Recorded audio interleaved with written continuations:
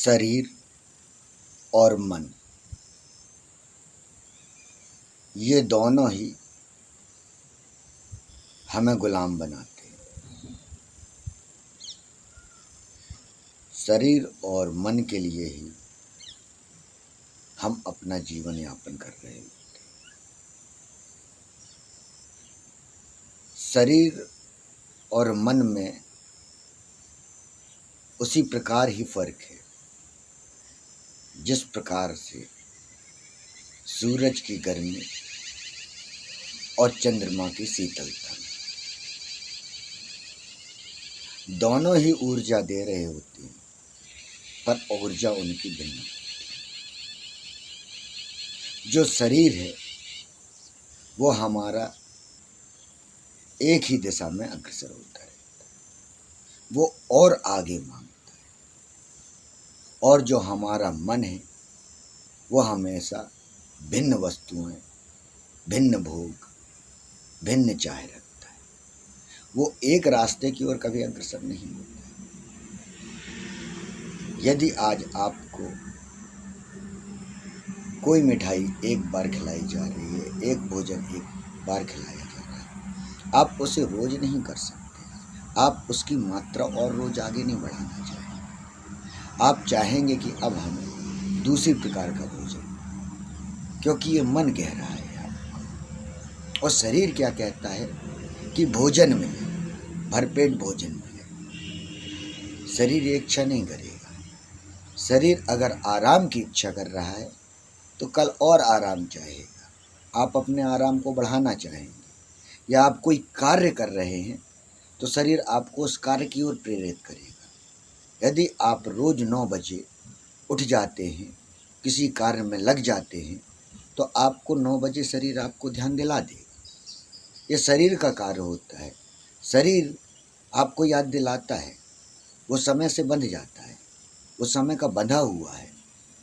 उसे ज्ञान होता है शरीर को कि आपका समय हो गया है। कल इसी वक्त आप उठ गए, कल आप इसी वक्त काम की ओर चली गई थी। कई बार आप घड़ी भी नहीं पहने होते हैं, समय को भी नहीं देखते हैं, लेकिन आपको टाइम का आभास हो जाता है कि ये मेरा उस समय का सही समय हो गया है। परंतु मन जो होता है, मन हमारा इसके विपरीत कार्य करता है। वो समय जानकर भी कि समय हो चुका है, यदि आप लेटे हैं तो वो और लेटने की इच्छा करेगा। वो भोग कराना चाहता है, वो मस्त रहना चाहता है। और जब शरीर को कष्ट होता है तो मन एकदम भाग जाता है, वो आपके समीप रहता ही नहीं है। आप उस समय अपने दर्द को याद करने लगते हैं। जब शरीर को कष्ट हुआ तो आप पूरी तरीके से अपने शरीर के प्रति चैतन्य हो जाते हैं। जब तक आपके शरीर को कोई कष्ट नहीं होता है, तब तक आप मन के गुलाम बने होते हैं। और मन हमेशा भोग चाहता है, मन हमेशा बढ़ने की ओर चाहेगा, नई नई दिशा चाहेगा। जिस प्रकार से आपने जानवर को देखा होगा, जानवर शरीर का गुलाम होता है, वो शरीर को बढ़ाता है। पक्षी होते हैं, वो शरीर को देख रहे होते हैं, वो मन के गुलाम नहीं होते हैं।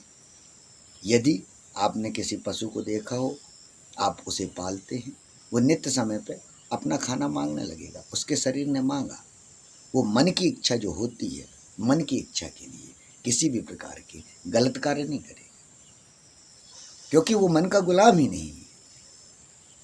जब एक जानवर, पशु, पक्षी ये मन के गुलाम नहीं है, पर मन के गुलाम मनुष्य है, जिसके पास अनेक शक्तियां हैं, शक्तियों का भंडार है। जो भंडार इस संसार में चारों ओर है, जितने रत्न चारों ओर हैं, वही सब रत्न, वही शक्तियां सब मानव के शरीर में। उस शरीर की शक्तियों को नहीं जानना चाहते हम, ना हम जानकर उनको बढ़ाना चाहते हैं। यदि हमने जान लिया तो हम वहीं रोक लेते हैं। शरीर की भोग की वस्तुएं जो आप हैं, आप जो स्वशासन को लेटना पसंद करते हैं, आप उस आसन की जगह पद्मासन, दूसरे आसन, उसको भोग बना लें। आपको शरीर को उसमें मज़ा आने लगेगा। जिस प्रकार से शरीर 12 बजे उठने में मज़ा लेता है, जब आप कुछ दिन उस शरीर को 6 बजे सुबह उठाएंगे तो उसका मज़ा लेने लगेगा। वो 12 बजे तक सोना नहीं चाहिए। शरीर कभी आपको नकारात्मक रास्ते पे इस प्रकार से नहीं ले जाएगा कि आपकी नष्टता सिद्ध हो, परंतु मन जो होगा वो आपको उसी ओर ले जाएगा जहां आपको एक दिन नष्ट होना निश्चित ही है। मनुष्य मन के द्वारा ही नष्ट होता है। शरीर के द्वारा अगर नष्ट होगा तो ये निश्चित है कि उसकी आयु 80 से 100 वर्ष तक होगी। 80 के वर्ष के पूर्व अगर वो नष्ट हुआ है तो उसका मुख्य कारण सिर्फ मन ही है, ना कि शरीर। जब कोई व्यक्ति जुआ खेलता है, वो हार जाता है, पुनः खेलता है। अब उसके मन को लगता है कि इस बार तो मैं निश्चित ही जीत जाऊंगा, क्योंकि अभी मेरा समय सही नहीं था, मेरी किस्मत सही नहीं थी, मैंने ही थोड़ी सी गलती कर दी थी। वो दिशा भटकने लगा, वो अनेक दिशाओं में जाने लगा, वो अनेक गलतियों को ढूंढने लगा। शरीर इस प्रकार के कार्य नहीं करेगा। इसलिए मैं आपसे बार बार कहूंगा कि शरीर को गुलाम बनाना है तो गुलाम शरीर को बनाइए। मन को बनाने की कोशिश करेंगे तो बहुत कठिन है। मैं ये नहीं कहूँगा कि मन को गुलाम नहीं बनाया जा सकता। अनेक ऋषियों, मुनियों, तपस्वियों ने योग के द्वारा, ध्यान के द्वारा अपने मन को इस आत्मा का गुलाम बनाया। आप भी बना सकते हैं। आवश्यकता है योग की। योग का अर्थ है जोड़ना, अपने मन की शक्तियों को जोड़ना। जब आप अपने मन की शक्तियां, आपका शरीर जो है उसमें अनेक मन भरे हुए, जिन्हें हम इंद्रियां कहते हैं। हमारी उंगली चाहती है कुछ करना, कहते हैं जेब कतरे का उंगली अपने आप चलने लगती। जब कोई टेलर अपना कुछ कपड़े सिल रहा होता है, वो आपकी साइड देखता रहेगा, बात करता रहेगा, परंतु शरीर उसका कार्य करने लगेगा, वो सिलाई करता जाएगा। जो कोई भी कुक है खाना बना रहा है, वो आपकी ओर देखता रहेगा, आपसे बात करता जाएगा, वो उस चीज़ को पूरी तरीके से बना देगा। घर की महिलाओं को आप देखिए, वो खाना बनाती हैं, उनका ध्यान कहीं और होगा, वो बात कहीं और कर रही होंगी, परंतु भोजन पूरा स्वादिष्ट बनेगा। ये शरीर की शक्ति है। शरीर में अनेक शक्तियां हैं, आप उसको जागृत तो करिए। लोगों ने आपको बहला दिया, फुसला दिया, बता दिया शक्तियां तो जंगल में प्राप्त होती हैं। शक्तियों प्राप्त करने के लिए, आपकी जो शरीर की शक्तियां, उसे प्राप्त करने के लिए बहुत कष्ट झेलने पड़ते हैं, बहुत मेहनत करनी पड़ती है। अरे आपका शरीर तो कष्ट वैसे ही झेल रहा है। आप कुछ को नहीं कर रहे तो अनेक रोगों के द्वारा आपका शरीर कष्ट झेल रहा है। मन को कोई कष्ट नहीं हो रहा है। मन तो अपना कार्य करके चल देता है दूसरी दिशा की ओर। जो भोगना पड़ता है, शरीर को भोगना पड़ता है। आप शरीर के गुलाम नहीं। आप सोचते हो कि आप शरीर के गुलाम नहीं, आप नशे की ओर प्रेरित होते हो। सही समय पे आपका शरीर कहते हैं कि नशा मांगने लगता है। शरीर नशा नहीं मांग रहा होता है। वो मन आपका जब समय आया आपके नशे का, उसके 4 घंटे पहले से आपका मन उथल पुथल करने लगता है। वो कहने लगता है नहीं, गलत है। फिर वही कहने लगता है कि नहीं, क्या फर्क पड़ता है, कल देखेंगे, आज तो करने दो। ये मन अनेक दिशाओं में भागता जा रहा है, ये एक दिशा की ओर भागता ही नहीं। ओशो ने जो कहना चाहा है, मैं एक चीज आपसे कहूंगा कि कल यहाँ पे भीमकुंड के समीप ही अद्भुत गुफा है। उस गुफा के जो गुरुजी हैं, उनसे कल अच्छा वार्तालाप हुआ, तो उन्होंने ओशो के विषय में कहा कि जो संभोग से समाधि तक है वो उनके गलत विचार थे। मैंने उनसे यही चीज़ कही कि हम ये नहीं कह सकते कि उनके विचार गलत थे या सही थे, हम ये जरूर कह सकते हो सकता हम उनके विचारों को समझ नहीं पाए। उन्होंने किसी बात को डायरेक्ट कह दिया और लोग शायद उस बात को इनडायरेक्ट कहते।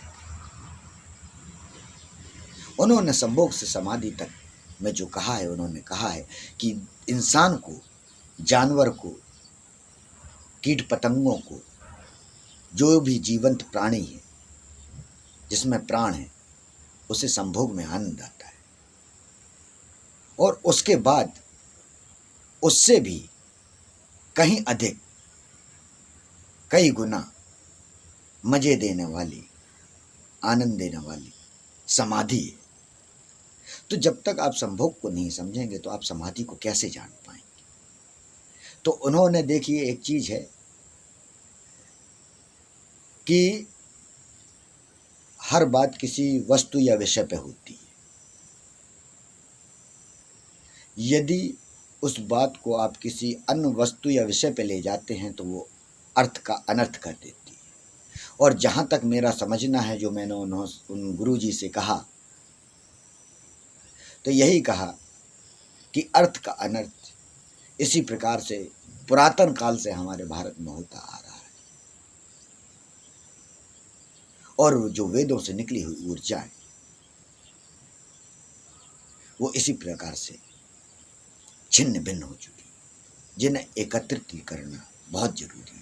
यदि उन्हें एकत्रित किया जाएगा तो मेरे को नहीं लगता है कि किसी भी प्रकार का रोग शरीर में, देखिए मन का रोग तभी हट पाएगा जब शरीर का रोग हटाना होगा। यदि शरीर में विभिन्न प्रकार के हमारे व्याधियाँ आएंगी तो स्वाभाविक है हम उसको देखने के लिए मन को गुलाम बनना ही पड़ेगा और हम शरीर को लिए गलत कार्य की ओर मन हमें ले जाए। तो हमें उसके लिए सबसे आवश्यक है कि हमारा शरीर सुखी रहे। शरीर सुखी रहेगा तो मन का कुछ हिस्सा कुछ समय तो प्रसन्न रहेगा ही रहेगा। तो उसके लिए आवश्यक है कि मैं कहूँगा कि जो आप दवा की ओर भागते हैं, मेडिसिन की ओर भागते हैं, उनको लेने की कोई आवश्यकता नहीं है। हमारे आसपास जो पेड़ पौधे, जड़ी बूटी हैं, इनमें इतनी औषधि हैं कि ये लक्ष्मण जी को भी मूर्छा से निकाल सकते हैं। ये सब कहानियां क्यों हैं?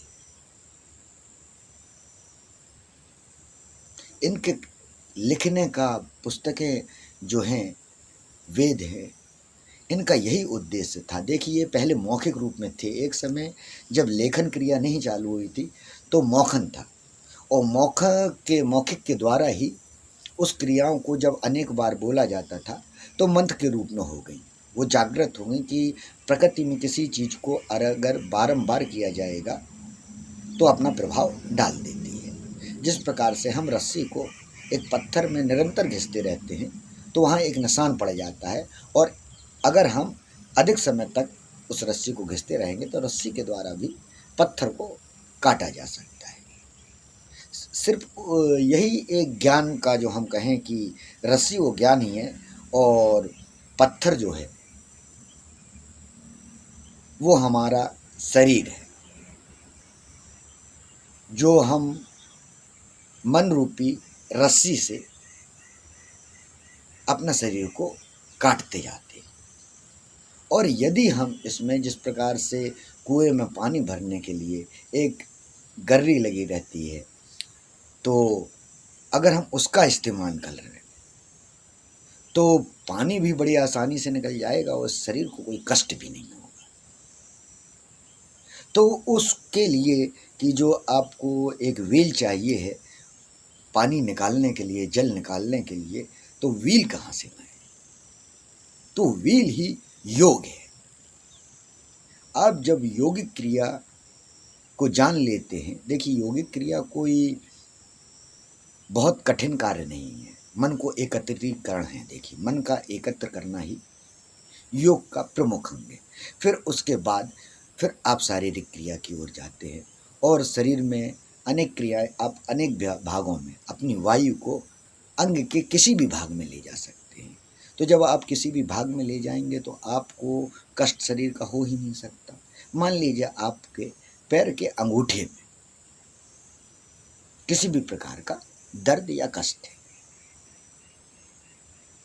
हमारे शरीर को वायु ही चलाती है जो हमारे शरीर के प्रत्येक अंग तक पहुंचती है। हम जब वायु की योग क्रिया करते हैं तो हम उस वायु को अपने योग के द्वारा हम उसकी शक्ति को अपने अंगूठे तक पहुंचा सकते हैं और हम कुछ ही समय में उस अंगूठे को बिल्कुल सही कर लें। यहाँ तक कि आपकी अगर हड्डी टूट भी गई है और माइनर टूटी हुई है तो घंटे से 2 घंटे में योग क्रिया के द्वारा जोड़ी जा सकती है, और अगर अत्यधिक जोड़ी है तो कुछ समय लगेगा, उसे भी जोड़ना आसान है। तो योगिक क्रिया जो है वो प्रकृति से ही उपजी है, और प्रकृति से जो पेड़ पौधे उपजे हैं यही पूरी दवा है, यही मेडिसिन। यहाँ से आप 100% नेचुरल ले सकते हैं, उसकी थोड़ी सी मात्रा मिला के वही मार्केट में महंगे दामों में बेची जाती है। यहाँ मैं बाबा रामदेव का भी जिक्र करना चाहूँगा कि बाबा रामदेव यदि उन जड़ी बूटियों को बेच रहे हैं, कुछ भी मूल्य ले रहे हैं, तो कम से कम उसके प्रति आपको जागरूक कर रहे हैं। आज भारत के अलावा भी अन्य देशों में आप देखिए कि उनकी जो सामग्री है उसकी बिक्री हो रही है। उसका कारण लोगों को उसका फायदा मिल रहा है। प्रकृति का नियम है ये कि बदलाव होता रहे। एक समय अच्छे का बोलबाला होगा और एक समय जो बहुत ही कष्टदायी होगा, लोगों को लड़ाने वाला होगा, सिर्फ राज को देखने वाला होगा, वो समय आएगा। एक समय सूर्य अपना प्रकाश देगा, एक समय चंद्र के प्रकाश में रहना चाहिए। रात तो आई, कष्ट आया है सुख आएगा, सुख आया कष्ट आएगा। अब उस कष्ट को अगर हम मानसिक से अपने शरीर की ओर ले जाते हैं तो कष्ट वो एक समय बाद रुक जाएगा, और यदि हम मन की ओर ले जाते हैं तो विभिन्न दिशाओं में जाकर हमारे कष्ट को और बढ़ा देगा। किसी भी प्रकार के समाज में जो हम कहते हैं द्वेष होते हैं, चोरी, रेप, मर्डर, ये सब मन की उत्पत्ति है, शरीर की नहीं। शरीर जिस प्रकार के भोग चाहता है वो प्राप्त कर चुका होता है, उसके बाद ही चाहता है और आगे की ओर बढ़ना चाहता है। मन नित नया चाहता है, नित नया, नित नया चाहिए है आपको, तो इस शरीर को त्याग दीजिए, नया शरीर प्राप्त कीजिए और नया भोग प्राप्त कीजिए। आप इस योगिक क्रिया की ओर जाइए। मैं नहीं कहता आपको किसी के शिष्य बनने की आवश्यकता है, आप प्रकृति के शिष्य बनिए। जो शिव है वो प्रकृति को चलाने वाला है, प्रकृति का सहायक है। वही से जब आप योगिक क्रिया में जाते हैं तो वो महादेव है, वो योग का सर्वज्ञाता है। वो प्रकृति से जब आप योग क्रिया करते हैं तो आप या ये सोच लें कि शिव आपको शक्ति दे रहा है, या आप ये सोच लें कि प्रकृति आपको शक्ति दे रही है। पर इस बात का मैं विश्वास दिलाता हूँ, आपको शक्तियाँ निश्चित ही मिलेंगी।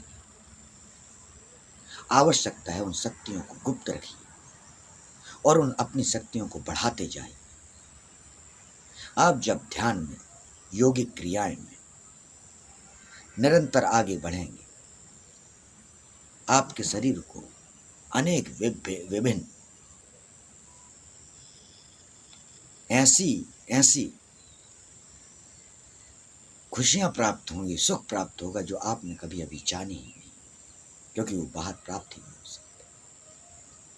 जो शायद आपने 12 से 18 साल की उम्र में प्राप्त किए होंगे, पर उस समय आपने ध्यान नहीं दिया,